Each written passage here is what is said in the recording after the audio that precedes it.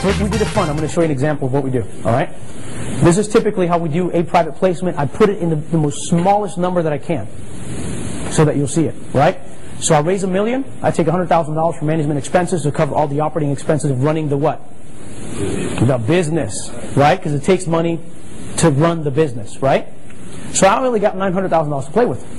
You with me? So I put in a certain margin. I can't buy properties higher than $1 million. I can't buy a property that's got a lower cap rate than a 10. And I'm going to use some leverage. Seller financing is really good in commercial. All the time. A lot of times you can assume the mortgages. Right?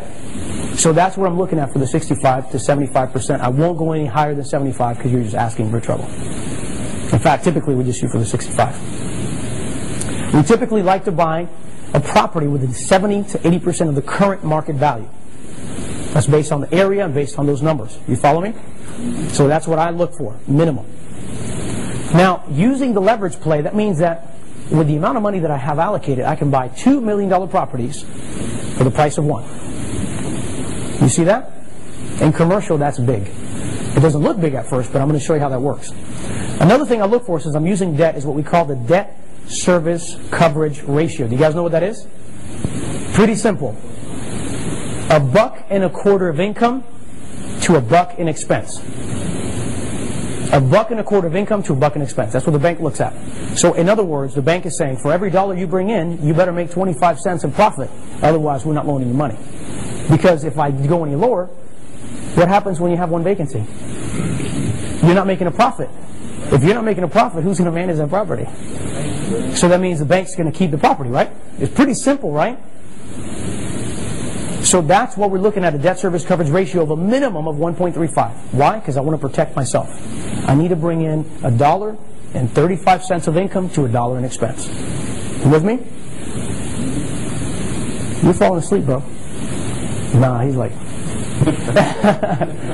I'm taking you to Vegas. All right, so check it out. What we try to do, what I say about a cycle of 1 to 3 years. Yes, in some instances we could do a year. I typically would shoot for a 3-year cycle. In other words, I'm buying a property based on income, I'm managing it, increasing the value, so that by year 3 to year 5 latest, I get to refinance the property.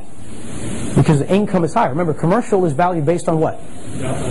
Income. So if I increase the income over 3 to 5 years, what happens? The value goes up. Now, are you going to kill the goose that laid the golden egg? No, you want it. But you got your investor's money, right? So what do? I refinance. I pay him his money back, say thanks for playing. You're still in the deal. Now I get 70, you get 30. And let's own this thing forever. Because in commercial, you don't buy low and sell high. In commercial, you do what? You buy low and hold. So that later on, you can get up at any time you want. Why? Because there's residual income. So if you want to do business in your underwear, that's your business.